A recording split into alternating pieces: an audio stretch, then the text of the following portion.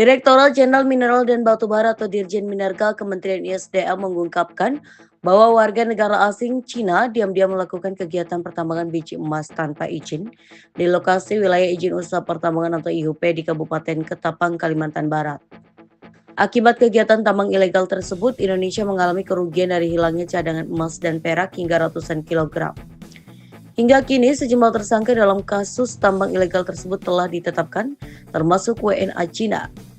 Sebelumnya, Direktorat Teknik dan Lingkungan Direktorat Jenderal Mineral dan Batubara Kementerian ISDM, Sunindya Suryo Herdadi, menyebutkan bahwa hal itu dilakukan oleh WNA Cina berinisial YH beserta komplotannya dengan membuat lubang hasil pertambangan ilegal mencapai 1.648,3 meter.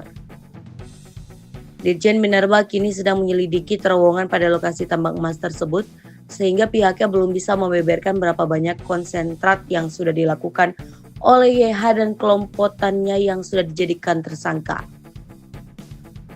Temuan sementara lubang tambang ilegal itu terletak pada WIUP yang saat ini belum memiliki persetujuan RKAB untuk produksi 2024 hingga 2026.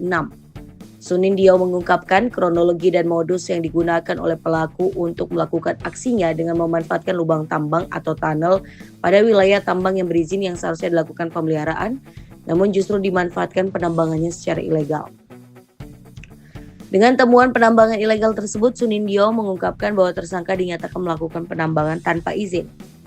Adapun ditemukan pada penambangan ilegal tersebut seperti alat ketok atau labeling, saringan emas, cetakan emas, dan induction smelting. Tidak hanya itu, ditemukan pula alat berat seperti lower loader dan dump truck listrik. Setelah dilakukan pengukuran oleh surveyor yang kompeten, ditemukan kemajuan lubang tambang dengan total panjang 1.648,3 meter dengan volume 4.467,2 meter kubik. Sunindya mengklaim bahwa saat ini penyelidikan masih memperhitungkan berapa potensi kerugian negara dari kegiatan penambangan ilegal tersebut.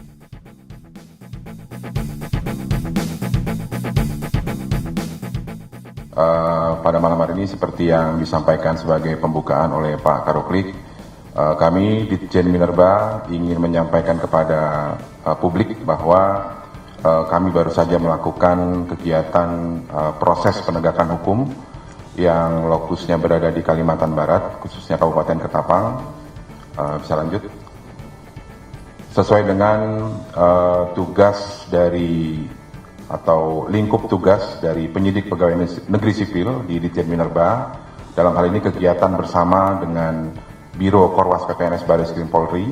Jadi sesuai dengan dasar hukum yang dinaungi oleh Undang-Undang 8 tahun 81 tentang KUHP pasal 6 ayat 1 huruf A dan B, kemudian Undang-Undang nomor 8 tahun 1981 tentang KUHP pasal 7 ayat 2, dan juga Undang-Undang nomor 8 1981 tentang KUHP pasal 107 ayat 1, dan juga Undang-Undang nomor 2 tahun 2002 tentang Kepolisian Republik Indonesia, termasuk Peraturan Pemerintah nomor 43 tahun 2012 tentang tata cara pelaksanaan koordinasi pengawasan dan pembinaan teknis terhadap kepolisian khusus, penyidik pegawai negeri sipil, dan bentuk-bentuk pengamanan swakarsa.